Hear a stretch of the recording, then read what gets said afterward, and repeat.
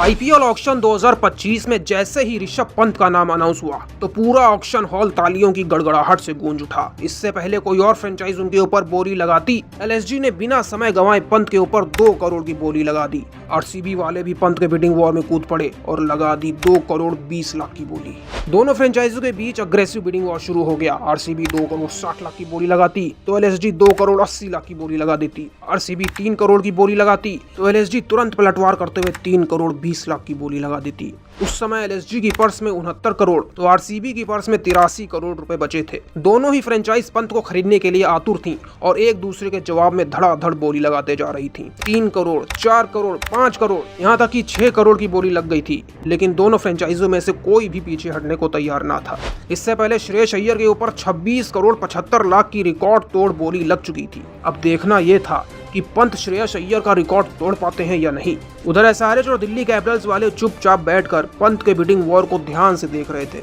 Delhi Capitals के पास RTM card मौजूद था और ऋषभ पंत के फैंस को इस बात का इंतजार था कि दिल्ली कैपिटल्स उनके लिए आरटीएम कार्ड का इस्तेमाल करेगी या फिर नहीं। अब एलएसजी और आरसीबी वाले पंत के ऊपर बोली लगाते लगाते 10 करोड़ से भी ऊपर पहुंच गए और जब एलएसजी वालों ने 11 करोड़ 25 लाख की बोली लगा दी तो आरसीबी वाले पीछे हट गए। ऋषभ पंत एलएसजी के स्क्वाड में जाने ही वाले थे कि तभी एसआरएच भी उनके बिडिंग वॉर में कूद पड़ी और लगा दी 11 करोड़ 50 लाख की बोली।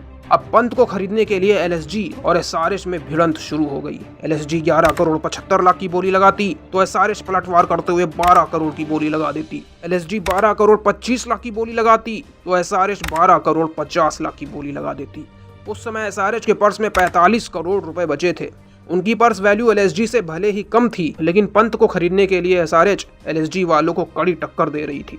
देखते ही देखते ऋषभ पंत के ऊपर 15 करोड़ की बोली लग गई थी, लेकिन दोनों फ्रेंचाइजों में से कोई भी पीछे हटने को तैयार ना था। दर्शकों का भी खूब मनोरंजन हो रहा था। हर एक बिट पर ऑडियंस का भरपूर रिएक्शन आ रहा था। ऋषभ पंत के ऊपर 20 करोड़ की बोली लगते लगते दोनों फ्रेंचाइज काफी सावधान हो गई थी। हर एक बिड लगाने से पहले खूब सोच विचार कर रही थी।